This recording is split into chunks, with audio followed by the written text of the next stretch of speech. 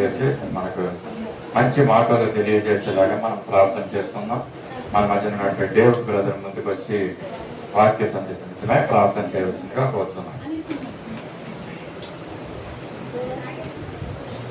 దేవుడు తన పరిశుద్ధాత్మను విడుదల చేసి మనందరికీ నన్ను మరుగుపరిచి ఆయన తన మహిమ కనిపించి మాట్లాడేలా ప్రార్థన చేసుకుందాం. అండి. పరిశుద్ధిగా ప్రేమ గల మా ప్రభావ మీకు వందనాలు స్తోత్రాలు. మరోసారి మమ్మల్ని ప్రేమించిన సజీవ లెక్కలో ఉంచుతండి. మీ విలువైన వాక్యం తండ్రి మీ పాదం చెంతకు చేర్చేందుకు తండ్రి ఈ ఉన్నతన దినాన్ని బట్టి మీకు వందనాలు స్తోత్రాలు. ఇదిగోనైనా ఈ దినాన్ని చూడక అనేక మంది తండ్రి గతించినప్పటికీ తండ్రి మీరైతే మాపై ఉచితమైన కృప చొప్పున మా ప్రభావ తండ్రి మమ్మల్ని తండ్రి ప్రేమించి తండ్రి మీ జీవాక్యమైన జీవాహారం తిని మమ్మల్ని తండ్రి మా జీవితాల్లో తండ్రి బతికి జీవించడానికి సహాయం చేసి తండ్రి అట్టి కృపను మనం దయచేసి వేసేయాలని వందనాలు స్తోత్రాలు. అవును మా ప్రభావ మీ మందిరంలో గడిపే ఒక దినం గడిపే 1000 దినముల కంటే శ్రేష్టం మాట్లాడుతున్నారు మా ప్రభావ తండ్రి. మీ వాక్యం మమ్మల్ని వెలిగిస్తుందని, మీ వాక్యం మా పాదాలు దీపమై తండ్రి మా చీకట్లో వెలుగు చూపిస్తుందని తండ్రి, మా జీవితాల్లో తండ్రి వెలుగు నింపుతుందని మాట్లాడుతున్నారు మా ప్రభావ తండ్రి. మాలో ఉన్నటువంటి రాతి హృదయాలు కరిగించి మాంస హృదయాలు దయచేస్తండి. ఆ వాక్యాన్ని హృదయంలో భద్రపరుచుకొని మా ప్రభావ వాక్యానురీతిగా తండ్రి నీవే మార్గం, నీవే సత్యము జీవము తండ్రి, నీవే మార్గమై ఉన్నారని మాట్లాడుతున్నారు మా ప్రభు తండ్రి. మీరు మాత్రం మిమ్మల్ని మాత్రమే తండ్రి మిమ్మల్ని ఆధారం చేసుకుంటూ వాక్యాన్ని ఆధారం చేసుకుంటూ బ్రతకడానికి సహాయం చేయండి మా ప్రభావ. లోపల అనేక ఒడిదుడుకులు ఉంది, అనేకమైన టెంప్టేషన్స్, అనేకమైన సమస్యలతో మేము చర్చి పడిపోతున్నాం మా ప్రభావ తండ్రి. మన జీవం లేకుండా పోతుంది. అయితే అది ప్రతి వారము తండ్రి మీరు మీ దోషం ద్వారా మాట్లాడి మన జీవం నింపి తండ్రి మీ నిజమైన మాటలో జీవపు ఓటలు మా హృదయాల్లో ఉంచి తండ్రి మా ప్రభావ హృదయాన్ని తండ్రి తెప్పరిలో చేసి తండ్రి మమ్మల్ని సజీవులుగా మార్చినందుకు మీకు వందనాలు కావును మా ప్రభావ తండ్రి. మీ వాక్యం మా హృదయాల్లో పనిచేయకపోతే తండ్రి మా హృదయాల్లో శాతానికి నింపుకొని తండ్రి హృదయాంతరం నుంచి వచ్చిన మాటలను బట్టి తండ్రి మేము అనేకమైన తప్పులు చేస్తూ అనేకమైన తలంపులు కలిగి ఉన్నాం. అయితే అయ్యా మీరు ఇచ్చిన విలువైన వాక్యాన్ని మా హృదయంలో భద్రపరుచుకొని మా హృదయం నుండి మీ తలంపులతో కలిగి ఉన్నట్లయితే మిమ్మల్ని ఆరాధించే భాగ్యం తండ్రి ప్రతి విషయంలో మీరు మమ్మల్ని గైడ్ చేస్తారని మేము నమ్ముచున్నాం మా ప్రభావ తండ్రి. అనేక మంది వాక్యాన్ని దూరం అయిపోతుంది నశించిపోతున్నారు మా ప్రభావ. అలాగైతే అట్టి రూపం పెట్టి తండ్రి అలా కాకుండా తండ్రి మమ్మల్ని అందరినీ ప్రేమించుతండి మీ వాక్యం ద్వారా మా జీవితాలు కట్టుకుని గొప్ప దయచేసి వేసేయండి మీకు వందనాలు. ఇవన్నీ జ్ఞాపకం చేసుకొని మా ప్రభావ తండ్రి ఎవరెవరైతే ఈ సందర్భంలో మా సంఘస్థులుగా ఉన్నారు మా ప్రభావ ప్రతి ఒక్కరిని తండ్రి మీరు పట్టుకోండి తండ్రి. ఏ ఒక్కరు తండ్రి అయ్యా నిజమైన దేవుని ఎరిగి తండ్రి మరి తిరిగి తప్పిపోవడానికి వీలు లేదు మా ప్రభావ. ప్రతి ఒక్కరిని మీరు దర్శించండి మా ప్రభావ. ఆ హృదయాలు తండ్రి వారి హృదయాలకి మీరు మాట్లాడండి మా ప్రభావ తండ్రి. మేమైతే ఎంత మాత్రం చెప్పినప్పటికీ వారు వినలేనప్పటికీ తండ్రి సమస్తం మీకు సాధ్యమైనంత మా ప్రభావ తండ్రి. ఎవరెవరైతే తండ్రి వాక్యాన్ని దూరంగా జీవించాలని శాతాన్ని వల్ల తండ్రి తప్పిపోతున్నారు మా ప్రభావ వారందరినీ మీరు పట్టుకొని జల్లెడు వేసి జాలరిగా తండ్రి ఎవరైనా వల వేసి పట్టండి మా ప్రభావ తండ్రి. మీ మందిరం తీసుకుంటండి మా ప్రభావ తండ్రి. వారి హృదయాలు తండ్రి స్థిరపరచుకుని తండ్రి వాక్యం పట్ల ఆసక్తి కలిగి తండ్రి అట్టి రీతిగా వాక్యాన్ని ఆధారం చేసుకుని వారి జీవితంలో ముందుకు సాగడానికి సహాయం చేయండి మా ప్రభావ. అనేక మంది యవనస్తులు ప్రొడ్డుపోతున్నారు మా ప్రభావ. యవనస్తులు పట్టుకోండి మా ప్రభావ. మీకు మాత్రమే సాధ్యమా వేసే తండ్రి. అయ్యా మీరు మాట్లాడితే మా బ్రతుకులు బాగుపడతాయి మా ప్రభావ తండ్రి. మీరు మాట్లాడితే మా హృదయాలు తండ్రి స్థిరపరచబడతాయి మా ప్రభావ తండ్రి. మీరు మాట్లాడితే మాలో ఉన్నటువంటి ఆ ఆకృతను తగ్గించుకుని నెమ్మది కలిగే మనసుతో మాకు దయచేస్తున్నారు మాకు వందనాలు తండ్రి. మీ దాసుని జ్ఞాపకం చేసుకుని మా ప్రభావ అనేకమైన లోతైన విషయాలు మాకు తండ్రి వెల్లడి చేస్తుండగా తండ్రి అటువంటి వాక్యం తండ్రి ఒక చెవి ద్వారా విని ఇంకొక చెవి ద్వారా విడిచిపెట్టేవారుగా కాకుండా గతమంతో ఆవరించి శాతాన్ని ఏ క్షణంలో గర్దిస్తున్నాను మా ప్రభావ తండ్రి. మీ ప్రభావ ఇవన్నీ ప్రతి ఒక్క విన్న వాక్యాన్ని మా హృదయాలు భద్రపరుచుకొని మా జీవితాలు కట్టుకోవడానికి తండ్రి మీరు చేస్తున్న సకాలంలో తండ్రి అనేకమైన పరిచయ విషయాలు మీ కృప దయచేయండి మా ప్రభావ. రూపాయలు పరిశుభ్రత జ్ఞాపకం చేసుకుని మా ప్రభావ తండ్రి ఏదైతే కొద్దివేదన తండ్రి ప్రతి కృపను తండ్రి మీరు దయచేస్తండి. అట్టి వనరులు మీరు దయచేయండి మా ప్రభావ. మీకు వందనాలు స్తోత్రాలు తండ్రి. రాను దినాల క్రిస్మస్ విషయంలో తండ్రి అనేకమైన కార్యక్రమాలు తలెత్తుంటారు తండ్రి. మీ జ్ఞానం తండ్రి మాకు దయచేయండి మా ప్రభావ తండ్రి. మీ కృప మాకు దయచేయండి మా ప్రభావ తండ్రి. మీ జ్ఞానంతో నడిపించే కృప మాకు దయచేసి సహాయం చేయమని తండ్రి. వాక్యం వినడానికి బేగిరి పట్ల ప్రతి సహోదరు బట్టి ప్రార్థిస్తున్నాను మా ప్రభావ తండ్రి. వారికి ఏ అవసరం తండ్రి ఏ యొక్క వాక్యం అవసరమైందో వారి హృదయాల్లో ఏ యొక్క సంతోషంతో తండ్రి చింతిస్తూ ఉన్నారో మా ప్రభావ వారితో మీరు మాట్లాడండి మా ప్రభావ తండ్రి. ఎవరైనా అయ్యా మీకు సమస్యలు ఎగిరి మా ప్రభావ తండ్రి మీకు తండ్రి మీకు తెలియలేదంటే ఏమీ లేదు. మీకు తండ్రి దాచబడిన ఇష్టాలు ఏమీ లేవు మా ప్రభావ తండ్రి. ఎవరైనా మీకు మరుగు చేసుకుని మేము ఏమీ జీవించలేము కానీ మా ప్రభావ తండ్రి మీ తండ్రిలో తండ్రి మేము మోకరించి తండ్రి మాతో మాట్లాడమని మేము వేరుకున్నప్పుడు తండ్రి మేము మాతో ఖచ్చితంగా మాట్లాడుతున్నారు నమ్ముచున్నాం మా ప్రభావ తండ్రి. దాసును జ్ఞాపకం చేసుకుంటండి హృదయాంతులు తండ్రి మమ్మల్ని ప్రతి ఒక్కరిని తండ్రి వాక్యాన్ని కట్టడిగా చేస్తుంది. మీ వాక్యం వింటుండగా తండ్రి మమ్మల్ని గొప్ప దయచేవి సహాయం చేయమని విన్న వాక్యం హృదయంలో భద్రపరుచుకుని గొప్ప దయచేసి సహాయం చేయ మా జీవితాలు కట్టుకొని సహాయం చేయమని యేసు నామములో అడిగిపెడుతున్నాం తండ్రి.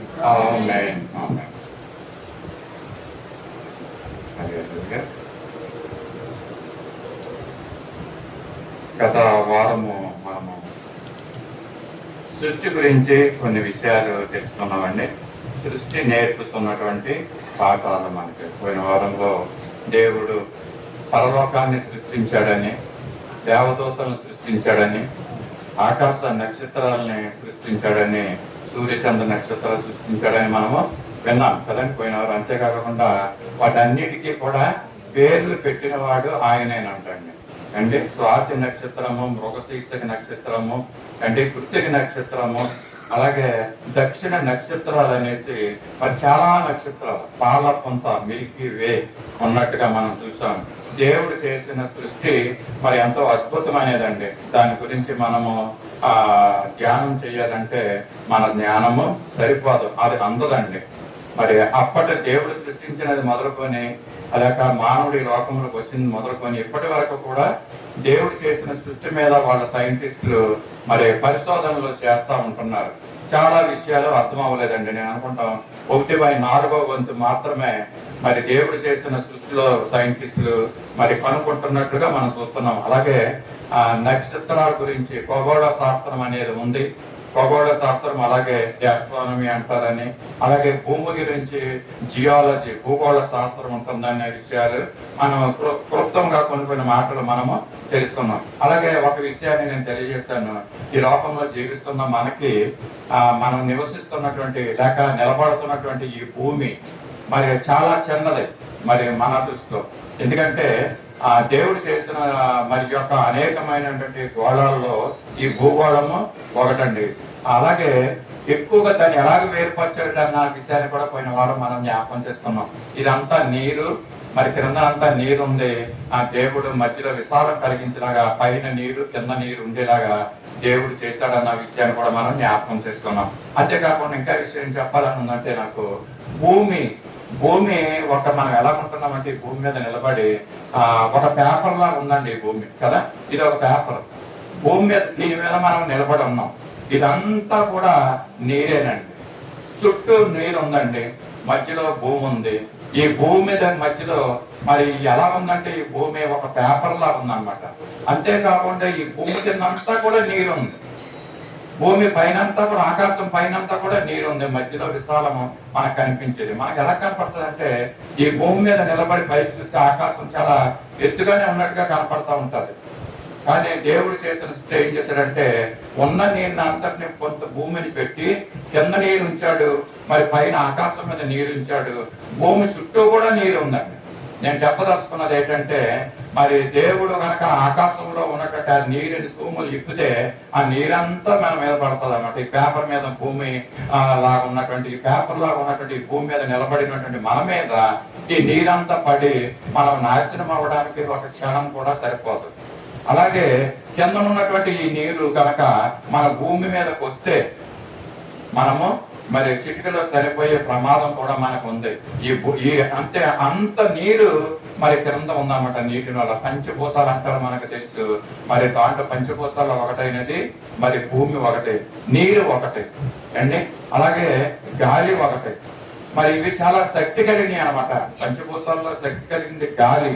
తుఫాను వచ్చిందంటే, గాలి ఎక్కువ వచ్చిందంటే మనము మరి భరించడం భయపడతా ఉంటాం. అలాగే నీరు ఇక్కడ భూమి దగ్గర ఉన్నటువంటి ఈ నీరు కనుక కొంత ఎలాగ వస్తే మనం భయపడే పరిస్థితులు.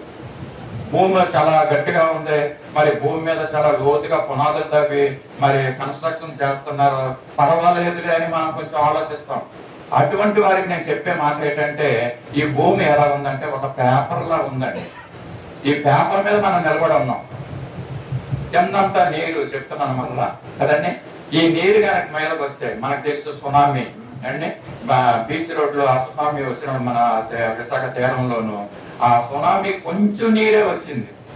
మరి అక్కడ నీరు వస్తే ఏం చేశారంటే పెందుర్తి నుంచి కూడా బయటికి వెళ్ళిపోయిన చాలా ఉంది. అంటే పొంగిపోయి వచ్చేస్తుంది అనేసి మనం అంటే నేను చెప్పదలుచుకున్నది ఏంటంటే మన ప్రాణము ఎంత అల్పమైనదంటే పేపర్ మీద నిలబడినట్టుగా మనం నిలబడి ఉన్నామంటే ఇక్కడ మనం. ఎందుకంటే ఎంతో నిర్లక్ష్యంగా ఈ భూమి మీద నిలబడి ఎంతో నిర్లక్ష్యంగా మనం జీవిస్తూ ఉంటాం మనం. కానీ మన జీవితం చాలా అల్పమైనది, నీటి బుడగలాంటిది. మనం చూస్తూ ఉంటాం కదా, బుడగ కొంచెం దూరం వెళ్ళి అది ఆరిపోద్ది అనమాట. మన జీవితాలు కూడా అలాగే. మనం నివసిస్తున్న ఈ భూమి ఒక పేపర్ లాంటిది అనమాట. అలా నిలబడి ఉంటున్నామని మనము జ్ఞాపకం చేసుకోవాలండి ఈ విషయాన్ని. కనుక దేవుడు సృష్టించిన సృష్టి ఎలా ఉందో మనం చూస్తూ ఉంటున్నాము. అనేక విషయాలు ఏంటంటే ఇంకేం సృష్టించాడు ఆయన? భూమిని సృష్టించాడు, సముద్రాలు సృష్టించాడు కదండి. సముద్రాల తర్వాత ఇంతవరకు మనం జ్ఞాపకం చేసుకున్నాం. తర్వాత నదులను కూడా సృష్టించాడండి దేవుడు అండి. అనేకమైనటువంటి నదులు ఈ ప్రపంచంలో ఉన్నాయి. అలాగే మన దేశంలో, భారతదేశంలో అనేకమైన నదులు ఉన్నాయి. అలాగే మన ఆంధ్రప్రదేశ్లో కూడా అనేకమైన నదులు ఉన్నాయి కదా. గోదావరి, గంగా, మరి కృష్ణా నది, ఇలాగనే నదుల పేర్లు చెప్తూ ఉంటారు. ఇలాంటి చాలా నదులు దేవుడు సృష్టించాడు.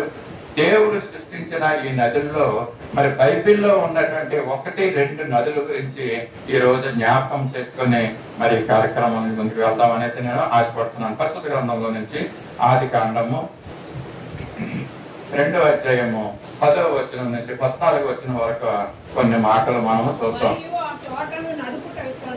గడుపుటకు ఏదైనాలో నుండి ఒక నది బయలుదేరి అక్కడ నుండి చీలిపోయి 4 శాఖలాయను. దాని పేరు ఈసోను, అది హవీలా దేశమంతటి చుట్టూ పారుచున్నది. అక్కడ బంగారం ఉన్నది. ఆ దేశపు బంగారము శ్రేష్టమైనది. అక్కడ గోడములు గోమేధికములను దొరుకును. 2వ నది పేరు ఈషోను, అది కూషు దేశమంతటి చుట్టూ పారుచున్నది. 3వ నది పేరు హిత్తెకెలు, అది అశ్షూరు తూర్పు వైపున పారుచున్నది. 4వ నది యూఫ్రటీసు, మరియు దేవుడైన యెహోవా నడుము తీసుకుని. చాలండి ఎంతలాగా 4 నదుల గురించి ఇక్కడ మనం చూస్తున్నాం. ఏదైనా తోటలో ఒక నది ఉంది. ఆ నది మరి చీలిపోయి 4 శాఖలుగా అది చీలిపోయినట్లుగా మనము చూస్తున్నాము. దాని మొదట శాఖ లేక మొదటి నది పేరు మరి పీసోన్ అనే నది అండి. అది ఆ పీసోను అనే నది మరి హవీలా దేశం అంతటా కూడా అది ప్రవహిస్తూ ఉంటుందంటండి. పీసోన్ అనే మరి యొక్క నదికి అర్థం ఏంటంటే కొన్ని మరి పరిశుద్ధ గ్రంథంలో కొంతమంది వ్యక్తుల పేర్లకి అర్థాలు అంటూ ఉంటాయి కదండి. అబ్రహాము అనగానే మనకు కొన్ని మాటలు మా నీతిమంతుడే విశ్వాసులకు తండ్రి అని, అలాగే నోవహు దగ్గరికి వచ్చేటప్పటికి నీతిమంతుడని, మోసే దగ్గరికి వచ్చేటప్పటికి ఇల్లంతటిలో నమ్మకమైన వాడని, ఇలాగ కొన్ని వ్యక్తులకి కొంత పేర్లు సార్థకం చేశారండి. అది వాళ్ళకి అది సార్థకమైనవి అనమాట. ఆ విధంగానే ఈ హవీలా ఈ యొక్క పీసోను అనే ఆ నది, దానికి అర్థం ఏంటంటే అది పారే నది, వ్యాపించడం అంటండి. ఈ నదికి పీసోన్ అనే నదికి వ్యాపించే గుణము లేక వ్యాపించే లక్షణం ఉందంటండి. ఇది వ్యాప్తి చెందుతూ ఉంటది అనమాట. ఈ నదిలో ఉన్నటువంటి నీరు లేక ఈ నది లేక విస్తరించడాన్ని కూడా మనము చూడొచ్చు. ఇటువంటి లక్షణాలు కలిగినటువంటిది ఈ యొక్క పీసోను నది. అంటే ఈ నదికి ఉన్నటువంటి లక్షణం ఏంటంటే పారుతూ ఉంటుంది, వ్యాపిస్తూ ఉంటుంది. నదిలో కానీ నీరు గనక అది పారకోకుండా లేక ప్రవహించుకోకుండా ఉంటే గనక అది ఒకే చోట ఆ నదిలో ఉన్న నీరు ఉంటే ఏమవుతుందంటే అది తర్వాత అది మనకి ప్రయోజనకరంగా ఉండదు, లేక తాగడానికి అది ప్రయోజనకరంగా ఉండదు అనేసి తెలియజేస్తున్నాను. కనుక ఈ నదికి ఉన్నటువంటి లక్షణం ఏంటంటే ప్రవహించే లక్షణం, పారే లక్షణం దేనికి ఉందంటే ఇక్కడ ఉంటున్నా చూస్తున్నాం కదా.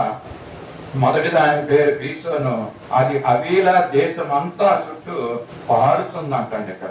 అంతేకాకుండా అక్కడ బంగారం ఉందన్నట్టుగా కూడా ఇక్కడ చూస్తున్నాం. ఈ పీసోను యొక్క నది మరి ఎలా ఉంటుందంటే లోతైన నది అంటండి. అది మరి చాలా దూరము ప్రవహించే ఈ పీసోను నది అంటే లోతైన నది. ఇలాగ ప్రవహించడం వల్ల అక్కడ ఏముంటుందంటే ఆ శ్రేష్టమైనటువంటి బంగారం ఉంటుందంట అక్కడ. హవీలా దేశం అంతా కూడా ఈ నది ఏం చేస్తుందంటే ప్రవహిస్తుంది, చుట్టూ ప్రవహిస్తూ లోతైన నదిగా ఉంటూ ఇంకా అనేకమైన నదుల్ని కలుపుకుంటూ అది ప్రవహిస్తూ ఉంటుంది. కనుక ఆ లోతైన నదిలో మరి ఓడలు ప్రయాణం చేస్తున్నాయండి. వర్తకం జరుగుతుంది అన్నమాట అక్కడ. అంటే ఆ విధంగా వర్తకం జరగడం వల్ల శ్రేష్టమైనటువంటి బంగారాన్ని అక్కడ తీసుకొచ్చి అక్కడ ఉంచడం జరుగుతుందండి హవీలా దేశంలో. ఈ యొక్క పీసోను నది ప్రవహించడం వల్ల ఏం జరుగుతుందంటే వర్తక వ్యాపారాలు జరుగుతున్నట్లుగా మనకి ఎక్కడ చూస్తున్నాం. ఈ పీసోను నది మనకు చెప్తున్న విషయం ఏంటంటే నేను ఏ విధంగా అయితే ప్రవహిస్తున్నానో అంటే ప్రజలైనటువంటి మీరు మనకేం చేస్తుంది, దేవుడు చేసిన సృష్టి మనకు పాఠాలు నేర్పుతుందన్నమాట. ఏ విధంగా నేను ప్రవహిస్తున్నానో దేవుడు చేసిన ప్రజలైనటువంటి మీరు కూడా ఈ విధంగా ప్రవహించాలి. మరి నేను ఒక చోట ఉండిపోవడం లేదు. ఒక నదిగా నా నీరు నేను ఒక చోట ఉండిపోకుండా నేను ప్రవహిస్తూ ఉంటున్నాను. దేవుని బిడ్డలైన మీరు కూడా ఈ విధంగా ఒకే దిక్కున ఉండిపోకుండా ప్రవహించాలి. మనలో ఉన్నటువంటి లక్షణాలు మరి ప్రవహిస్తూ ఉండాలండి. అనేక మందికి ఈ నది ప్రయోజనకరంగా ఉంటుందండి, ప్రజలకు ప్రవహిస్తూ ఉంది. అంతేకాకుండా దాని మీద వర్తక వ్యాపారాలు జరుగుతూ ఉంటున్నాయండి. కనుక ఈ విధంగా మనము భౌతికమైనటువంటి ఆశీర్వాదాలే కాకపోకుండా ఆత్మీయంగా కూడా మనము మరి వ్యాప్తి చెందాలి, విస్తరించాలి, ప్రవహించాలని ఈ నది మనకి చెప్తుందండి, పీసోని నది అండి. దాన్ని తెలియజేస్తున్న మాటలు. మరి మనం చాలా మంది ఏం చేస్తామంటే ఇక్కడ ఈ జన్మ ఇక్కడ పుట్టిన తర్వాత మనము భౌతికంగా విస్తరించాలని చాలా మంది చూస్తూ ఉంటాం అండి. భౌతికంగా ఆశీర్వదించబడాలని మనం కోరుకుంటూ ఉంటాం. దాని గురించి ఎన్నో ప్రయత్నాలు చేస్తూ ఉంటాం, ఎన్నో తాపత్రయాలు పడతా ఉంటాం. కొంతమందికి అయితే భౌతికంగా మరి విస్తరించాలని ఎన్నో యాత్రలు పడి కూడా ఉన్నారండి. డబ్బు విషయంలో ఏంటి, ఆస్తుల విషయంలో ఏంటి, చాలా మందికి ఇది ఈ విధమైనటువంటి విస్తరణ కాదు నేను మాట్లాడేది. పీసోని నది ఏం చెప్తుందంటే నేను ఏ విధంగా ప్రవహిస్తున్నానో మీరు కూడా ఆత్మీయ జీవితంలో ఆ విధంగా ప్రవహించాలని చెప్తున్నానండి. భౌతికంగా ఆశీర్వదించబడడానికి ప్రవహించడానికి దేవుడు కొన్ని లిమిట్స్ పెట్టాడని ఇంతకుముందు చెప్పానండి కదా. భౌతికంగా మనకు కొన్ని లిమిట్స్ ఉన్నాయండి, ఆశీర్వదించబడడానికి లేక విస్తరించబడడానికి, అభివృద్ధి చెందడానికి.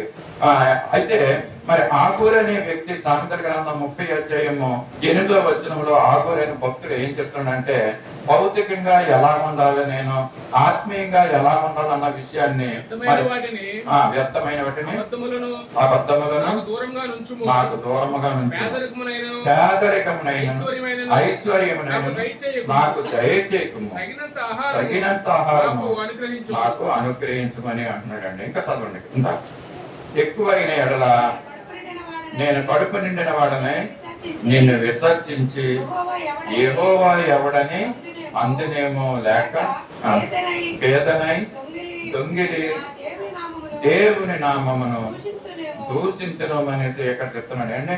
మన భౌతికమైనటువంటి విధము ఏ విధంగా ఉండాలి, మనం ఎలా అనుకోవాలంటే మనం ఎంతసేపు నాకు కావలసినంత ఆహారం నాకు దయచేయి ప్రభు అని దేవుడిని అడగాలి. పరలోక ప్రార్థనలో మనం అదే చేస్తూ ఉంటాం కదా.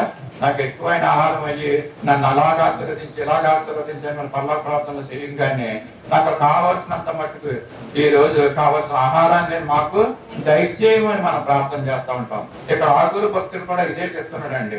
నాకు కావాల్సినంత మట్టుకు ఆహారం నాకు ఇవ్వు ప్రభు. ఒకవేళ నాకు తినడానికి ఆహారం లేకపోతే పేదరికంతోనూ మరి నేను దొంగతనాలు చేస్తానేమో కనుక నాకు తినడానికి ఆహారం ఇవ్వమని ఇక్కడ ఆగురు భక్తులు చెప్తున్నాడు. పేదరికమైనను ఐశ్వర్యం నాకు దయచేయద్దు అంటున్నాడు. తగినంత ఆహారం నాకు అనుగ్రహించమన్నాడు. ఒకవేళ నాకున్నటువంటి ఆహారం నాకున్నటువంటి ఐశ్వర్యం ఒకవేళ ఎక్కువైతే నేనేమంటానంటే మరి దేవుడు ఎవరు అనేసి మరి దేవుడిని మర్చిపోయే పరిస్థితులు వస్తాయి, ఆయన విసర్జించే పరిస్థితి వస్తుంది. ఎందుకంటే మనకున్నటువంటి ఐశ్వర్యం అంత ఉంటది అనమాట. దేవుడిని మన జ్ఞాపకం రాడు కదండి. కనుక అంత ఐశ్వర్యం ఇవ్వద్దు ప్రభు అని ఆగురు భక్తులు చెప్తున్నాడు అనమాట. నాకు కావలసినంత ఆహారమే నాకు ఇయ్యి, నాకు కావలసినటువంటి విషయాలే నాకు అనుగ్రహించు, అంతకన్నా ఎక్కువ అనేసి ఆగురు మనం ప్రార్థన చేస్తున్నాం. మనం కూడా ఏ విధమైనటువంటి ప్రార్థనలు మనం దేవుని దగ్గర మనం చేస్తున్నామో, నాకు అది ప్రభు దేవు ప్రభు అని ప్రార్థనలే చేసుకుంటా ఉంటున్నామా, లేక ప్రభు నాకు చాలినంత ఆహారం ఇయ్యి, నాకు వేసుకుంటానికి వస్త్రాలు ఇవి చాలు అండ్ ఈ విధమైనటువంటి ప్రార్థనలు మనం చేయగలుగుతున్నామా మనం ఎక్కడ చూస్తున్నాం. కానీ ఆత్మ సంబంధమైన విషయాల్లో ఎక్కువైనటువంటి ఆశీర్వాదాలు మనకి కావాలంట. దానికి లిమిట్ లేదనే విషయాన్ని కూడా మీకు ఇంతకు ముందు చెప్తున్నానండి. అంటే ఆత్మ సంబంధమైన విషయాల్లో మరి లిమిటేషన్స్ ఉండకూడదు. ఆత్మ సంబంధమైన విషయాల్లో అభివృద్ధి చెందాలి మనం అన్న విషయాన్ని మనము తెలుసుకున్నాం. మరి వాక్యం చదవటంలో ఆత్మ సంబంధమైన విషయాలు అంటే ఏంటండి? వాక్యం చదవటంలో, పరిశుద్ధతలో ఉండడంలో, పవిత్రంగా జీవించడంలో, నీతి న్యాయాల్ని అనుసరించి మనం నడుచుకుంటంలో, అలాగే దేవునికి మరి మనుషులకి విధేయత కలిగి జీవించడంలో, ప్రార్థించడంలో, దేవుని స్తుతించడంలో, దేవునికి మరి కృతజ్ఞత చెల్లించే విషయంలో, అలాగే ఆయన ఇచ్చే విషయంలో, దేవుని మందిరానికి వచ్చే విషయంలో కూడా మనం ఇవన్నీ కూడా ఆత్మ సంబంధమైన విషయాలు. ఈ ఆత్మ సంబంధమైన విషయాల్లో మనం ఆశీర్వదించబడాలని ప్రభువు కోరుకుంటున్నాడు. భౌతికమైనటువంటి ఆశీర్వాదాల గురించి మనం ఎక్కువ చింతించకూడదండి ఈ లోకంలో. ఎందుకంటే ఆ దేవుడికి తెలుసు, నారు పోసిన వాడు నీరు పోయక మానడండి. మనకు ఆహారం దయచేస్తాడు దేవుడు తప్పకోకుండా. దాని గురించి మనం వెంపర్లాడడం, దాని గురించి మనం తాపత్రయపడుతూ అదే జీవితం అనే దాంట్లో మనం ఉండుకోకుండా, భౌతికమైన జీవితానికి ఎక్కువ ప్రాముఖ్యత ఇవ్వకోకుండా ఆత్మీయమైన జీవితానికి మనం ప్రాముఖ్యత ఇవ్వాలనేసి ఉదయకాల సమయంలో దేవుని ద్వారా నేను హెచ్చరిక తెలియజేస్తున్నాను. అంటే ఏ విధంగా విస్తరించాలి? ఆదికాండంలో చదవకూడదు 1:28 అంటాడు, మీరు ఫలించి విస్తరించి అభివృద్ధి పొందమంటున్నాడు అండి. అంటే భూమిని నిండించమన్నాడు. ఎలాగంటే ఇది ఆత్మీయమైన విషయాలతో మనము విస్తరించాలి.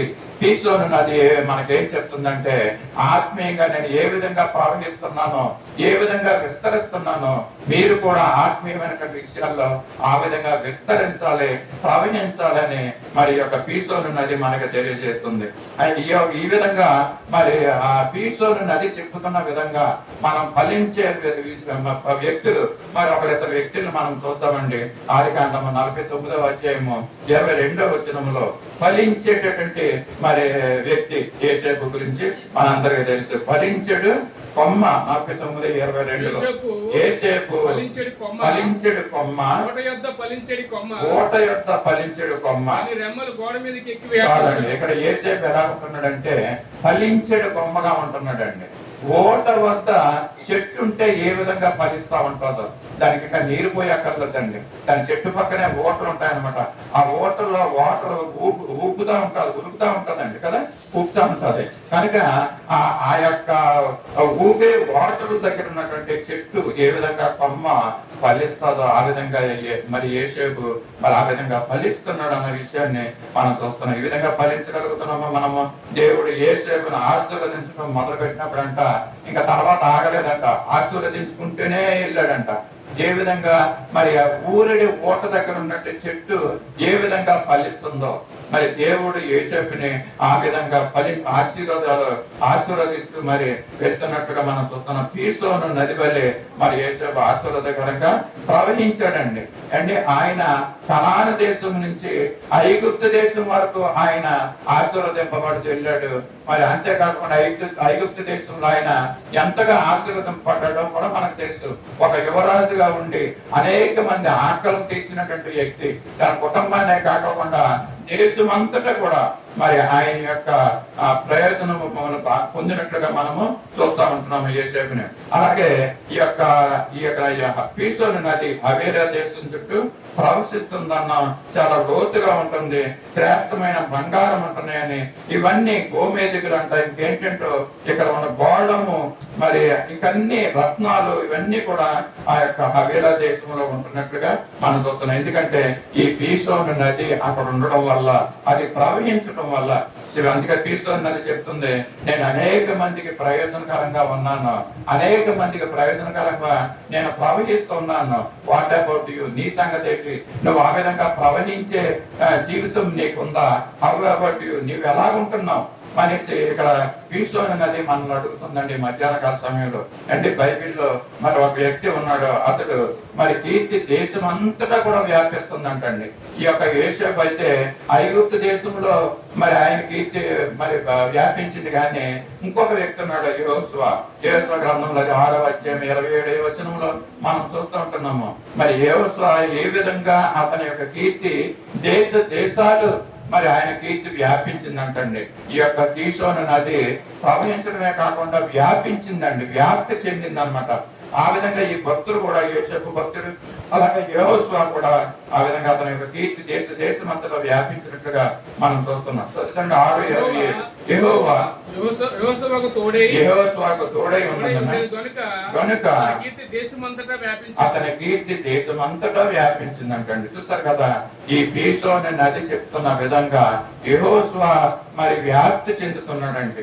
అతని యొక్క కీర్తి ఏంటంటే, అతను ఐగుప్తులో నుంచి బయలుదేరిన తర్వాత ఇశ్రాయేలు ప్రజలు అండ్ ఎర్ర సముద్రం దాటిన తర్వాత సీను అరణ్యములో మరి ముందుకు వెళ్తున్నప్పుడు వారికి ఎన్నో దేశాలు, శత్రు దేశాలు ముందుకు వచ్చి యుద్ధములు చేస్తున్నప్పుడు యెహోషువ మరి అలాగే కానానుకు ప్రవేశిస్తున్నప్పుడు కూడా అనేక మంది రాజులు మరి ఈ యొక్క యెహోషువకు ఇశ్రాయేలు ప్రజలకు ఎదురాడి శత్రువులుగా ఉండి వారు యుద్ధం చేస్తున్న సమయంలో యెహోషువ మరి దేవుడు యెహోషువకు తోడయండి ఆ యుద్ధాలు జరిపించాడండి, జయము చేకూర్చాడు.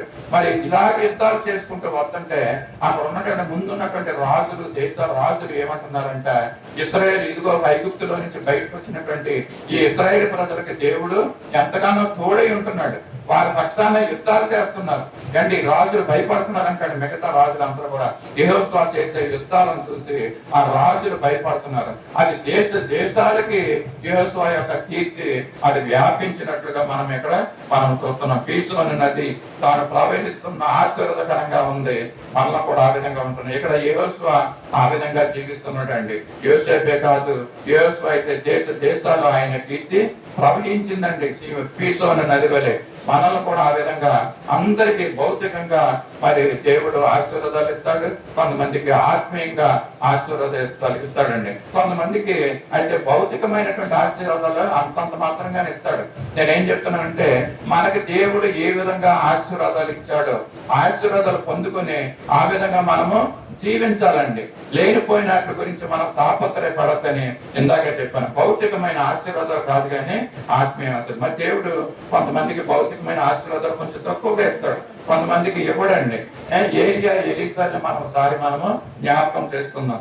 ఏలియా బ్రతుకుతున్నప్పుడు అంట, ఏలియా కంటే ఎక్కువగా ఎలీసా బతుకుతున్నప్పుడు మరి ఉంటున్నప్పుడు ఏలియా కంటే ఎక్కువ అద్భుతాలు చేశాడంటండి.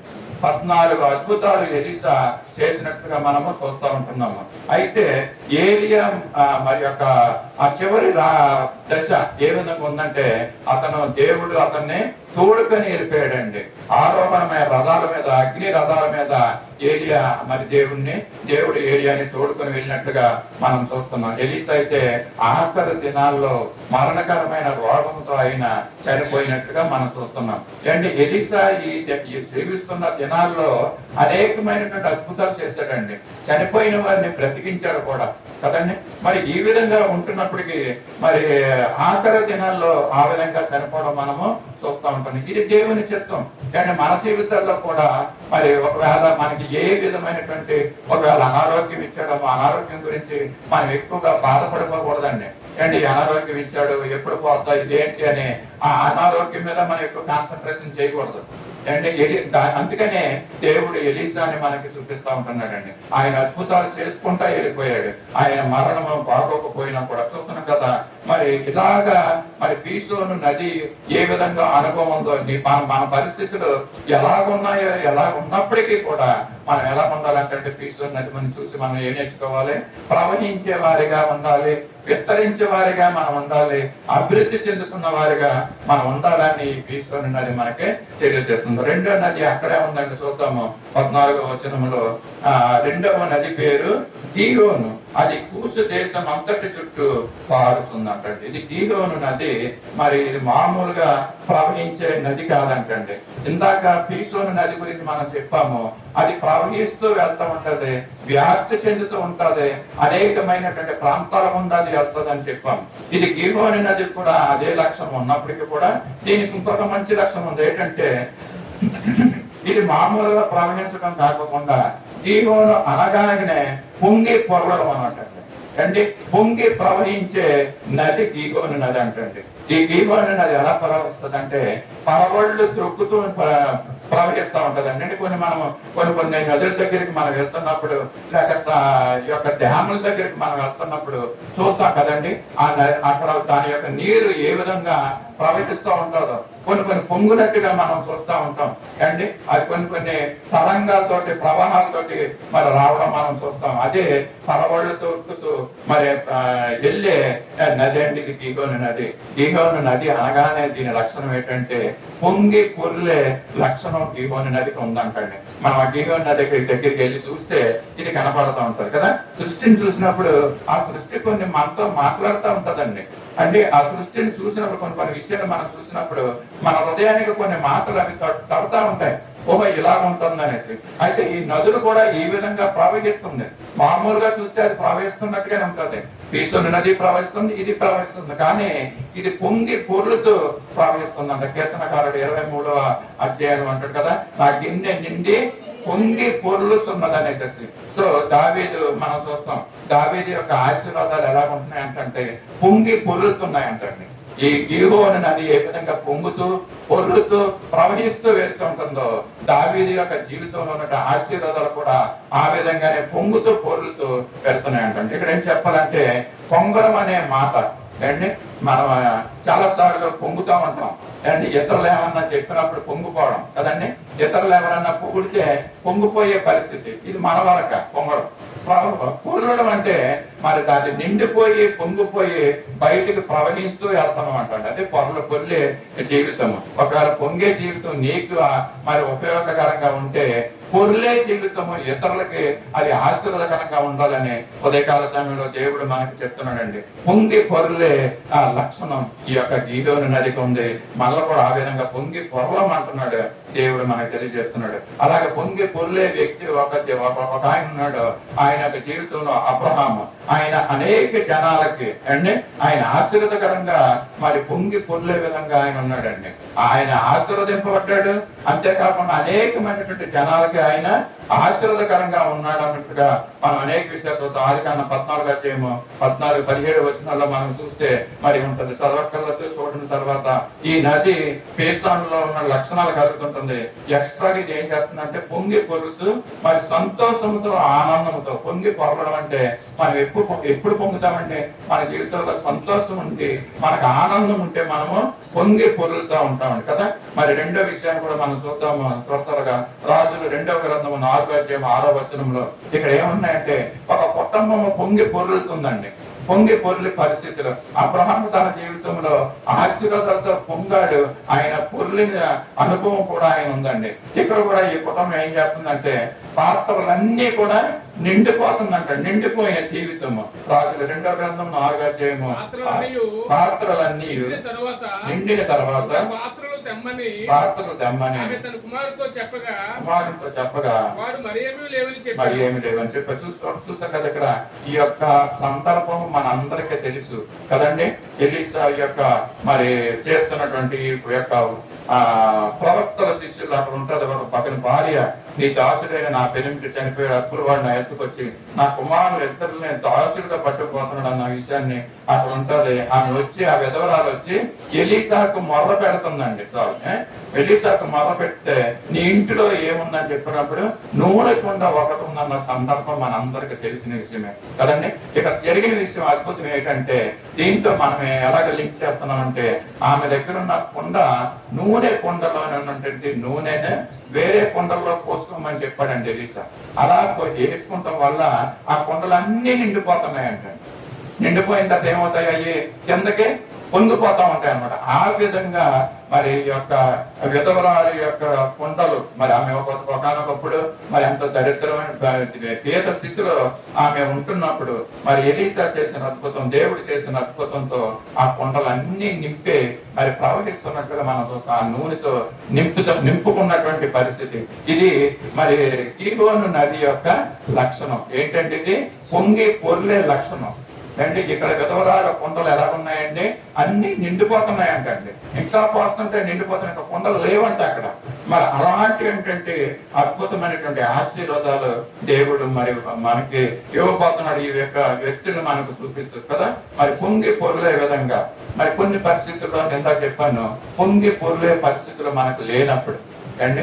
అలాంటి లేనప్పుడు కూడా మనం ఏం చేయాలంటే, మనం డిస్కరేజ్ అవ్వకూడదంటండి. దేవుడు మనకి ఏది ఇస్తే దాంతో సంతృప్తి పడి ఉండాలన్న విషయాన్ని కూడా దేవుడు చెప్తున్నాడు. ఒకవేళ మన జీవితంలో పొంగి పొర్లే పరిస్థితులు దేవుడు అనుగ్రహిస్తే దాన్ని మనం అనుభవించాలి. మనకి ఎంత ఇస్తే దేవుడు దాంతో మనం సంతృప్తి పడి దేవుని స్తుతించాలి, ఆత్మీయ జీవితాన్ని మనం పొందుకోవాలని తెలియజేస్తున్నాడు. హబక్కూకు గ్రంథంలో ఈ మాట మనం చూస్తున్నాం.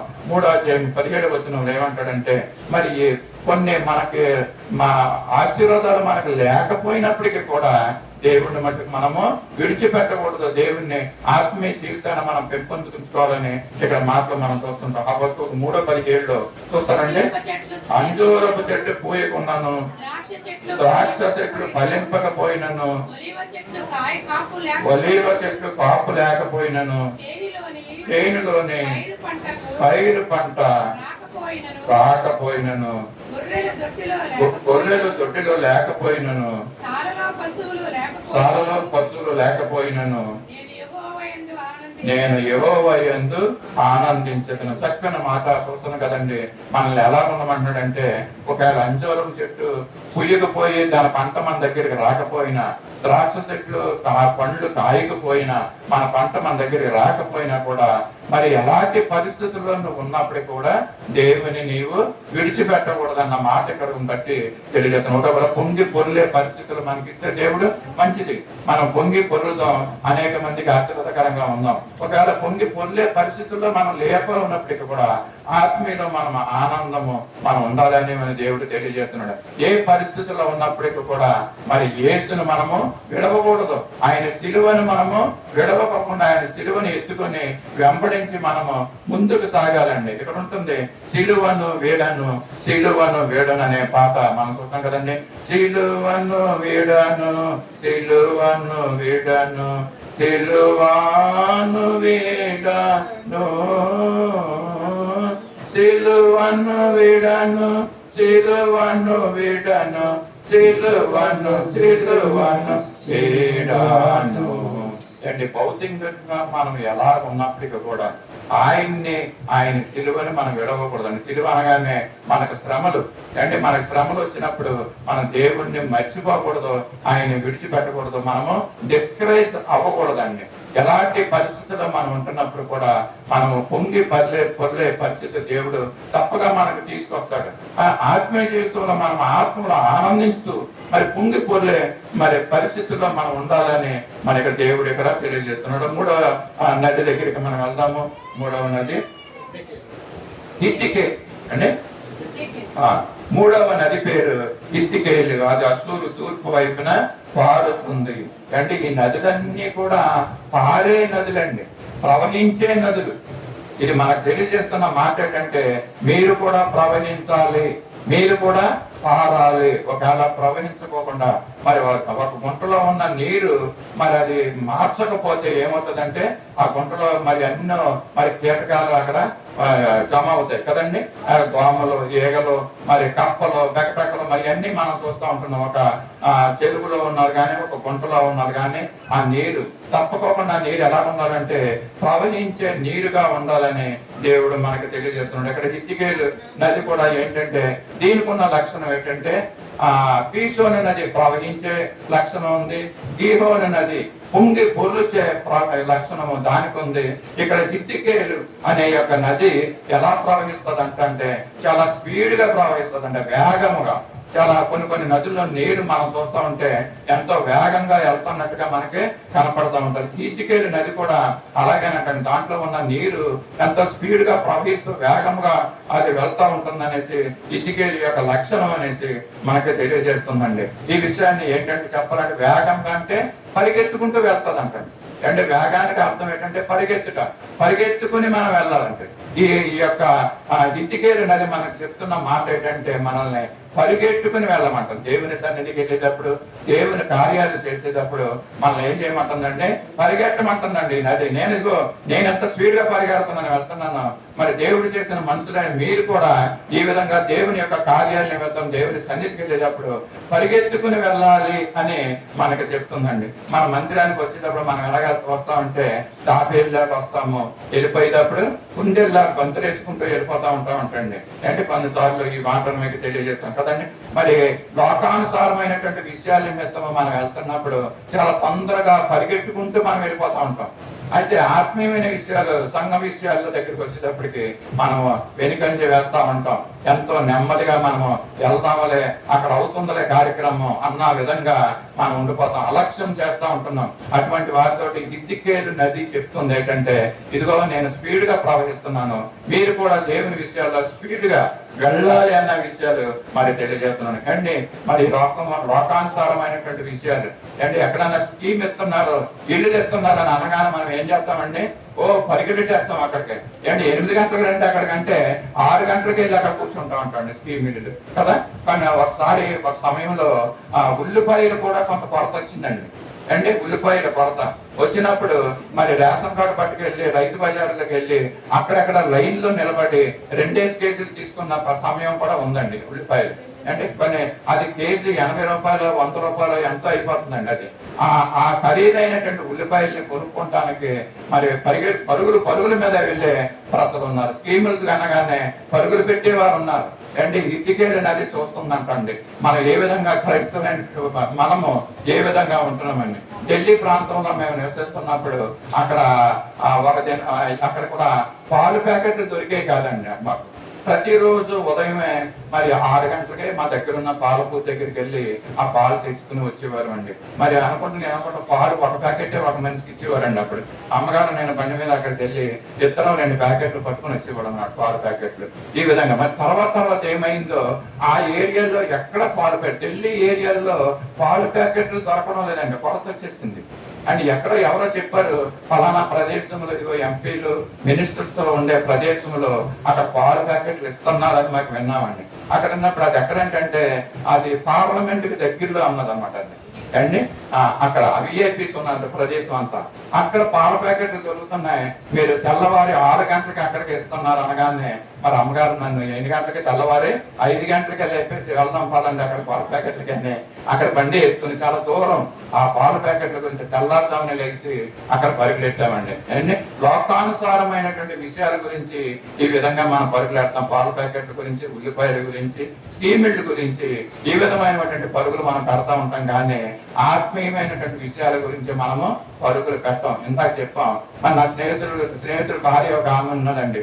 ఆమె ఉల్లిపాయలు ఎక్కువ ఖరీదైతే ఉల్లిపాయలు కొందావిడ అండి. మహారాష్ట్ర ఆవిడ, బాంబే ఆవిడ. ఇంకా అలాగే ఇంకేంటంటే పాల ప్యాకెట్లు కానీ బంగాళదుంపలు కానీ ఏమైనా రేట్లు పెరిగినాయి అంటే అది కొంటారు. కానీ మా ఇంట్లో ఏం జరుగుతుందంటే ఏది రేటు పెరిగిందో దాన్ని ముందు కొనుక్కోవాలి, ఎందుకంటే తర్వాత రేట్లు పెరిగిపోతాయో అనేసి అమ్మగారు భయం అనమాట అండి. ఆ విధంగా నడవండి వెళ్ళా ఉల్లిపాయలు తెద్దాం ఇది తెద్దాం అనేసి రేట్ ఎక్కువ అయిపోయి కొనుక్కొచ్చేస్తా ఉంటాం ముందు మేము వెళ్ళి అండి. చాలా మంది రేట్ ఎక్కువ అయితే కొందరు తెలివైన వాళ్ళు. మన గృహంలో ఈ విధమైనటువంటి పరిస్థితి ఉంటా ఉంటుంది అండి. దేని గురించి మనం పరిగెట్టాడుతున్నాము? ఇద్దికేలు నది చెప్తుంది పరిగెట్టండి. కానీ మనం దేని గురించి పరిగెట్టాలంటే ఆత్మీయమైనటువంటి విషయాల గురించి పరిగెట్టాలంటండి. ఒక వ్యక్తి ఉన్నాడు మరి బైబిల్లో పరుగు పెట్టినటువంటి వ్యక్తి. అపోస్తల కార్యం 8:30 మనం చూస్తా ఉంటున్నాం. ఆయన ఫిలిప్పు అనే భక్తుడు పరిగెత్తుకుపోయి ప్రవక్త అయిన యెషయా గ్రంథము చదువుచుండగా నీవు చదువుతున్నది గ్రహించుచున్నావా అని అడుగగా అతడు ఎవడైనా నాకు త్రోవ చూపుకుంటే ఎలాగో గ్రహింపగలనని చెప్పి రథమెక్కి తనతో కూర్చుండమని ఫిలిప్పును వేడుకొనెను. చూడండి, ఇక్కడ ఐథియోపియులు రాణి అయిన కందాక కింద ధనాగారం అంతటికి మంత్రి అయినటువంటి ఐథియోపియుడు మరి ఆయన యెరూషలేము వచ్చాడు. ఆయన తిరిగి వెళ్తున్నాడు, పరిశుద్ధ గ్రంథాన్ని చదువుకుంటున్నాడు, యెషయా గ్రంథం చదువుతున్నాడు, అర్థం అవడం లేదు. దేవుడు చూశాడు, భక్తుడైనటువంటి ఫిలిప్పుని పిలిచి ఇదిగో ఆ యొక్క కందాక కింద మంత్రి వెళ్తున్నాడు, నువ్వు పరిగెత్తికి వెళ్ళి అక్కడికి వెళ్ళి ఆయనకి మరి త్రోవ చూపించమన్నట్టుగా తెలియజేసినప్పుడు ఈయన ఏం చేశాడంటే పరిగెత్తుకుని పోయాడు అంటండి.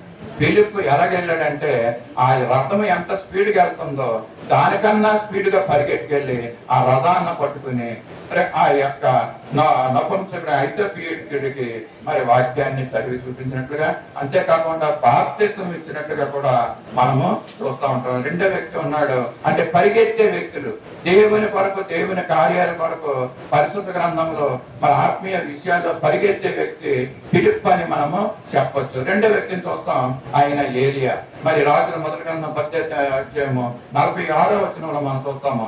యెహోవా హస్తము ఏలియాను బలపరుస్తుంటే అతడు నడుము బిగించుకుని అహాబు రాజు కంటే ముందుగా పరిగెత్తుకుని పోయి యెజ్రెయేలు గుమ్మకు అతడు వెళ్ళిపోయాడు అంటాడు. చూడండి, ఏలియా మరి అహాబును పంపించిన తర్వాత ఆయన రథము కంటే ముందుగానే పరిగెత్తుకుని వెళ్లే పరిస్థితి. దేవుని పనులు, దేవుని కార్యాల గురించి భక్తులైన వారు ఎంతగా పరిగెడుతున్నారో మనం చూస్తున్నాం. ఇంకొక వ్యక్తి ఉన్నాడు, మరి చిన్న కుమారుని యొక్క తండ్రి, తప్పిపోయిన కుమారుని యొక్క తండ్రి ఏం చేస్తాడంటే ఆయన గృహంలో నుంచి వెళ్ళినది మొదలుకొని ప్రతి రోజు కూడా కుమారుని గురించి చూస్తా ఉంటున్నాడు అంటండి.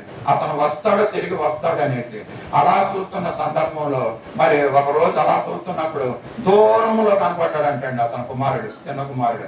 అతడు దూరంగా ఉండగానే తండ్రి ఏం చేశాడంటే మరి పరిగెత్తుకొని పోయి ఆయన దగ్గరికి వెళ్ళి ఆయన మెడ మీద ముద్దు పెట్టుకున్నట్టుగా మన వాక్యంలో మనం చూస్తున్నాం అండి. ఆ చిన్న కుమారుడు పరిగెత్తుకు రావాలి తండ్రి దగ్గరికి, కానీ తండ్రి పరిగెత్తుకుని వెళ్ళాడంటండి. అండ్ సందర్భాలు ఎలా ఉన్నాయి చూస్తున్నారా?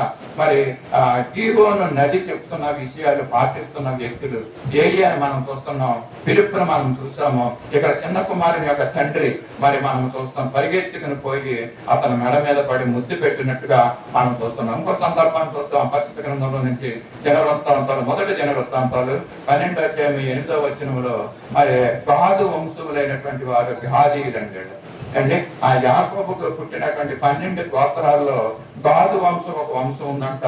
మరి మోసే ఏం చేశాడంటే మరి ఈ 12 గోత్రాల్లో నుంచి 12 మందిని తీసుకుని కనానికి వెళ్ళి వేగు చూసి రమ్మని పంపించాడండి. ఇలా పంపించినప్పుడు గాదు వంశంలో ఉన్నటువంటి వ్యక్తి కూడా ఒక వ్యక్తి అక్కడికి వెళ్ళాడు అనమాట 12 మందిలో. మరి మిగతా వాళ్ళు యోసువ, కాలేబులు కూడా ఉన్నారు. మిగతా 2 గోత్రాల్లో 10 గోత్రాల వారు కూడా అందరూ కూడా మరి ఆ యొక్క కానాన్ని చూసి వచ్చి ఏమంటారంటే వాళ్ళ శరీర దారుణ్యం చాలా పెద్దది, వాళ్ళు మళ్ళీ నల్లులు నలిపినట్టు నలిపేస్తారు అలాగే. కానీ 10 మంది కూడా వచ్చి చెప్పినప్పుడు మరి దాంట్లో గాదు వంశంలో ఉన్న వ్యక్తి కూడా ఉన్నాడండి. గాదు అంటే భయపడే వ్యక్తి అనమాట ఈ గాదు వంశంలో. అలాంటి వ్యక్తిని మరి ఇక్కడ ఈ దావీదు సమయానికి వచ్చేటప్పటికి ఏమైందంటే దావీదు అతను సైన్యంలో ఉన్నటువంటి కొంతమందిని ఎవరున్నారంటే గాదు వంశంలో ఉన్నటువంటి వ్యక్తులు కూడా ఉన్నారండి. దాంట్లో వీళ్ళు ఎలా ఉంటున్నారంటే ఇక్కడ చూస్తున్నామా, దినవృత్తాంతం మొదటి దినవృత్తాంతం 12:8 గాదీయులు అనేవారు పరాక్రమశాలులను కొందరు అరణ్యమందు దాగి ఉన్న దావీదు నొద్దకు చేరుడు. వాళ్ళు ఎలా ఉంటున్నారంటే వీరు డాలును ఈటెను వాడుక చేయగల యుద్ధ ప్రవీణులు అంటండి గాదీయులు. ఇప్పుడు ఇంతకుముందు మోసే దగ్గర ఉన్నప్పుడు మరి ఆ కానాన్ దగ్గరికి వెళ్ళి వచ్చినప్పుడు ఎంతో బలహీనులుగా ఉంటున్నారు. కానీ ఇదే గాదు వంశంలో ఉన్నటువంటి వారు దావీదు సమయంలోకి వచ్చేటప్పటికి మరి యుద్ధ ప్రవీణులంట, మరి యుద్ధ సారు సింహము ముఖము అంటే ముఖము గలవారును, సింహం కొండలలో నుండి జింకల పాద వేగము కలిగిన వారంటండి. ఈ గాదీయులు ఎలాంటి వారంటే జింకల పాదములు, కొండల్లో ఉన్న జింకలు ఎలా పరిగెడతాయంటే అవి మనం వాటిని పట్టుకోలేము. అవి జింక పాదాల వేగం ఎలా ఉంటుందో అలాగే ఈ గాదీయులు అన్న వారు ఉంటున్నారంటండి. చూసారు కదా వీళ్ళు ఎలా ఉంటున్నారంటే పరిగెడుతున్నారు అనమాట వీళ్ళు పాయలు. ఈ యొక్క గాదీయులు అనేవారు దావీదు సైన్యంలో ఉండి శత్రువులతోటి పరిగెట్టించి చంపుతున్నారంటండి. ఈ గాదీయులు యుద్ధం చేసే విధానం ఈ విధంగా ఉంటుందంట. మిగతా వాళ్ళు అయితే చంపుకుంటారు ఒకళ్ళొకళ్ళు, కానీ వీళ్ళు ఏం చేస్తారంట ఆ శత్రువు వెనకాల పరిగెడతారంటండి. వాళ్ళు పరిగెట్టించి వీళ్ళు చంపుతా ఉంటారంట. ఈ విధంగా గాదీయులు యొక్క బలము ఇక్కడ మనము చూస్తూ ఉంటున్నాము, ఎలా పరిగెడుతున్నారు. అలాగే ఒక వ్యక్తి ఉన్నాడండి బైబిల్లో, అలీ మహేష్ అనే వ్యక్తి. అతను ప్రాణం పోయినా కూడా పరిగెట్టుకుని వెళ్తానని చెప్తా ఉంటాడండి. దావీదు సైన్యంలో ఉన్నటువంటి వ్యక్తి. సమూయేలు 2వ గ్రంథము 18:22 వచనంలో మనకి మాట చూస్తాం. సాదోకు కుమారుడైన అలీ మహేష్ అండి. అక్కడ ఏమవుతుందంటే అబ్షాలోము దావీదు మీదకి యుద్ధానికి వెళ్తా ఉంటాడు. ఆ యొక్క సైన్యం మీదకి యుద్ధానికి వెళ్ళినప్పుడు అక్కడ అబ్షాలోము ఆ యుద్ధంలో చనిపోతాడండి. చనిపోయిన కబురుని మరి యొక్క సైన్యాధిపతి ఏం చేస్తాడంటే కూసి అనే వ్యక్తి ద్వారా కబురు పెట్టి దావీదు దగ్గరికి, ఇదిగో నీ కుమారుడైన అబ్షాలోము చనిపోయాడు, మేము ఇంకా చింతపడక్కర్లేదు, అతను చంపేశామనేసి మరి కబురు చెప్పడానికి కూసి అనే వ్యక్తి ద్వారా మరి పంపిస్తున్నంటే అక్కడ ఈ అహీమస్ అనే వ్యక్తి విని, లేదు నేను కూడా ఈ కూసితోటి పరిగెట్టుకుని వెళ్తాను, దావీదు దగ్గరికి పరిగెట్టుకెళ్ళి ఈ అబ్షాలోము చనిపోయాడు అనేసి విషయాన్ని నేను చెప్తానంటే అక్కడ ఉన్న సైన్యాధిపతి ఏమంటాడంటే ఇది నీకు బహుమానం తెచ్చే విషయం కాదు, సమాచారం కాదు. ఇది దావీదు ఒకవేళ అబ్షాలోము చనిపోయాడంటే ఆయన పాపం అవ్వచ్చు, దుఃఖపడవచ్చు, నిన్ను కూడా చంపొచ్చు అన్న విషయాన్ని తెలియజేసినప్పటికీ కూడా ఈ యొక్క సాధు కుమారుడైనటువంటి అహీమయసు లేదు, నేను ఈ సమాచారం చెప్పడానికి నేను పరిగెట్టుకుని వెళ్తాననేసి తెలియజేస్తున్నాడు. సైన్యాధిపతి అన్నాడు, సరే నువ్వు వెళ్ళి అనగానే మరి ఈ యొక్క అహీమాసు సాధు కుమారుని అహీమాసు కూసి కంటే ముందు పరిగెత్తుకుని వెళ్ళి మరి దావీదు దగ్గరికి వెళ్ళి సమాచారాన్ని చెప్తా ఉంటాడండి. ఏంటి సమాచారం చెప్తే ఒకవేళ దావీదు చంపుతాడన్న విషయాన్ని అహీమయసు తెలుసు, అయినప్పటికీ కూడా ప్రాణాలకు తెగించి పరిగెత్తుకెళ్ళిన వ్యక్తి అహీమయసు అండి. కొన్ని విషయాల్లో, దేవుని విషయాలు, సందర్భాల్లో, సువార్త విషయంలో, దేవుని విషయాల్లో మనము భయపడకూడదండి. ఇది అహీమయసు మనకు తెలియజేస్తున్న మాట. పరిగెట్టుకుని వెళ్ళాలి అన్న విషయాన్ని తెలియజేస్తున్నాడు. ఎవరు? ఈ అహీమయసు. ఇది ఎవరి లక్షణం అంటే పరిగెట్టే లక్షణము ఏంటండి? ఇది అంటే ఇత్తికేలు నది ఈ విధంగా పరిగెడుతూ మనల్ని కూడా పరిగెట్టమంటుందండి. 4వ నదిని చూసి మనం ముగించుకుందాం. అది యూఫ్రటీస్ నది. అంటే ఈ యూఫ్రటీస్ నదికి ఉన్నటువంటి లక్షణం ఏంటంటే ఇందాక చెప్పాను, ప్రవహించే నది, పొంగి పొర్లి ప్రవహించే నది కదండి. మరి ఇది వేగంగా ప్రవహించే నది ఇత్తికేలు నది. అలాగే ఇప్పుడు యూఫ్రటీస్ నది అంటే ఈ నది ఎంతో మధురమైనటువంటి నీరు అంటండి. యూఫ్రటీస్ నదిలో ఉన్నటువంటి నీరు చాలా తీయగా ఉంటదంట. అంటే మధురమైనటువంటి ఈ యొక్క నీళ్లు, నది యొక్క నీళ్లు అన్నట్టుగా మనం చూస్తూ ఉంటున్నాం. మధురమైనది. పరమగీతం 1:2 వచనంలో మన మాటలు తెలుసు కదండి. నీ ప్రేమ ద్రాక్షారసము కన్నా మధురము అనేసి పరమగీతంలో యొక్క సులభమును మనకు రాయడం మనం చూస్తున్నాం. యేసయ్య ప్రేమ అంటే ఈ యొక్క సంఘము ఇచ్చిన మాట చెప్తుందండి. ఎవరికి? యేసయ్యతో మాట చెప్తుందో సార్వత్రిక సంఘము. నీ ప్రేమ ద్రాక్షారసము కంటే మధురమైనటువంటి ప్రేమ. ఈ మధురము యూఫ్రటీస్ నది అది ఏమిస్తుందంటే మధురమైనటువంటి జలాలని ప్రజలకు ఇస్తుందండి. మధురముగా ఉంటుందంటండి. ఎంత మంచిది. మనందరికీ తెలుసు. మరి ఎవరో నయోమి గురించి అండి.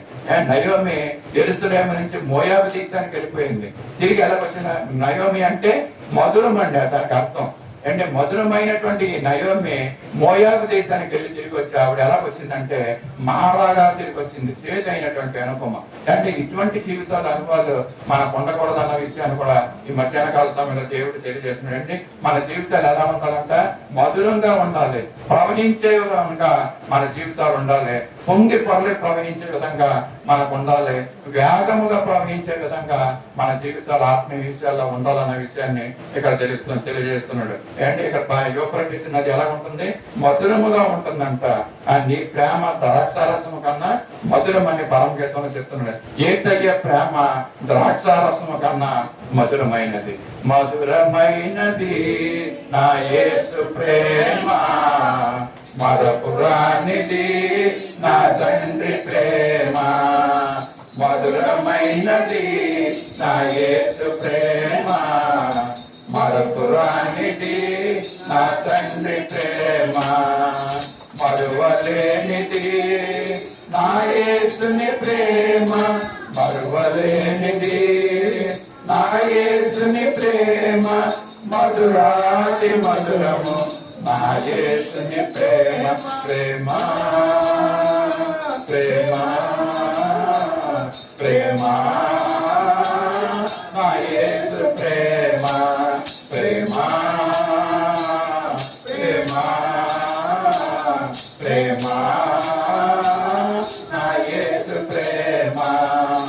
మధురమైనది నా యేసు ప్రేమ, మరపురానిది నా తండ్రి ప్రేమ. హల్లెలూయా. నదులు మనకు నేర్పిస్తున్నటువంటి పాఠాలు పరిశుద్ధ గ్రంథంలో ఆదికాండంలో ఉన్నటువంటి ఈ 4 నదులు. అంటే ఒక నది కలదు, అది 4 శాఖలుగా విడిపోయిందండి. పీసోను నది అండి, పీసోను నది. 2వ నది గీహోను. 3వ నది పేరు ఇత్తికేలు. 4వ నది యూఫ్రటీస్ నది. ఈ 4 నదులు కూడా ప్రవహిస్తూ మనకు పాఠం నేర్పిస్తుందండి. మనం ఎలా ఉండాలంటే ప్రవహించే నీరులాగా ఉండాలండి. అంతేకాకుండా పొంగి పొర్లే అనుభవంలో మనం ఉండాలనేసి అండి. వేగముగా పరిగెత్తుకెళ్ళే మరి అనుభవంలో మనం ఉండాలి. దిక్కికేడు అనుభవం అండి ఇది. అలాగే యూఫ్రటీస్ నది యొక్క అనుభవం ఏంటది? మధురమైనటువంటి జలాన్ని ఇచ్చే అనుభవం. మన జీవితంలో మనం ఆ విధంగా జీవించగలుగుతున్నామా? పొంగి పొర్లే జీవితాలు మనకు ఉంటున్నాయా? మధురమైనటువంటి మరి ఆ యొక్క అనుభవాలు మనలో ఉండి ఇతరులకి ఆ మధురాన్ని మనం చూపించగలుగుతున్నామా? యేసయ్య అయితే ఆయన యొక్క ప్రేమ ద్రాక్షారసము కంటే మధురముగా ఉంటుందంటండి. మనం ఆ విధంగా మన ప్రేమలో ఆ విధంగా ఉంటున్నాయా? లోకాన సుప్రయాణం అనేటువంటి ప్రేమలో మనం ఉంటున్నామా? యేసయ్య ప్రేమను కలిగి మనం జీవిస్తున్నామా? ఈ ప్రేమను ఇతరులకు మనం చూపించగలుగుతున్నామా? నదులు చెప్తున్నటువంటి మాటలు, నదులు మనకు నేర్పిస్తున్నటువంటి పాఠాలు ఇవి. సృష్టి మనకు నేర్పిస్తున్నటువంటి పాఠాలు. ఎంత మంచి మాటలు మనకు దేవుడు ఈ మధ్యాహ్న కాల సమయంలో తెలియజేశాడు. మన జీవితాల్లో మార్చుకుందామా? మనం కూడా అంటే ఒక వ్యక్తిని బిగబట్టుకుపోయి ఉండిపోకూడదండి. మనం ఏ విషయంలో అయినప్పటికీ కూడా, అది ధనం విషయం అవ్వచ్చు, మరి ఇతరులకు సహాయం చేసే విషయంలో అవ్వచ్చు, మనం ఎలా ఉండాలంటే ప్రవహించే వారంగా మనం ఉండమని దేవుడు మనకు తెలియజేస్తున్నాడు. అంతేకాకుండా మన ఆశీర్వాదాలతో పొంగి పొర్లే జీవితాలు మనకు ఉండాలి. మరి వేగముగా ప్రవహించే వారిగా మనం ఉండాలి. మధురమైనటువంటి జీవితాలు మనం జీవించాలని దేవుడు మనకి మధ్యాహ్న కాల సమయంలో తెలియజేశాడు. తెలియజేసిన మాటలు మన హృదయ వినికుడిలో దేవుడు ఆశీర్వాదకరంగా చేయను గాక.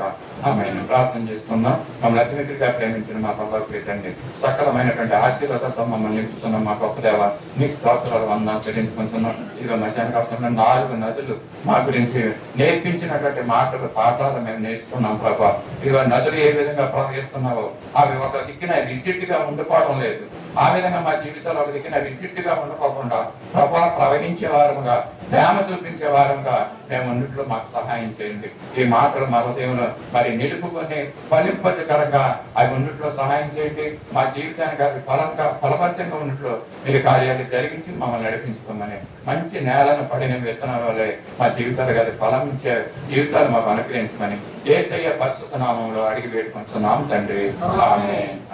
పరలోకమందున్న మా తండ్రి, నీ నామం పరిశుద్ధపరచబడును గాక. నీ రాజ్యం వచ్చును గాక. నీ చిత్తం పరలోకమందు నెరవేర్చినట్లు భూమి మీద నెరవేరును గాక. మాకు కావలసిన అందిన ఆహారం నేడు మాకు దయచేయండి. మా రుణాలను క్షమించిన ప్రకారం. ఎందుకంటే రాజ్యము, బలము, మహిమ నిరంతరము నీవేన్నావు తండ్రి. ఆమేన్. తొట్టి లేకుండా మనల్ని కాపాడుటకును, తన మహిమ ఎదుట ఆనందంతో మన నిర్దోషులుగా నిలవబెట్టుటకును శక్తిగల మన రక్షకుడైన యేసుక్రీస్తు యొక్క కృప, మన అద్వితీయ దేవుని దివ్యమైన ప్రేమ, పరిశుద్ధాత్మని యొక్క అన్యోన్య సహవాసము, ఆదరణ, సత్య సువార్త సహవాసమునకు, సార్వత్రిక సంగమునకు ఇప్పుడు ఎల్లప్పుడు సదా తోడయండి కాపాడును గాక. ఆమేన్.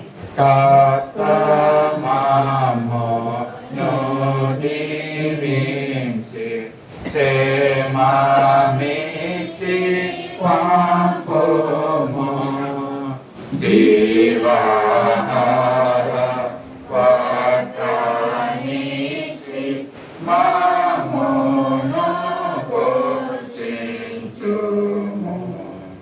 దీనానిను వేడుకొని బాహుగా స్తుతింతుము. పరమందు చేరి ఇంకా స్తోత్రము చెల్లింతుము. ఆమేన్. అందరికీ వందనాలండి.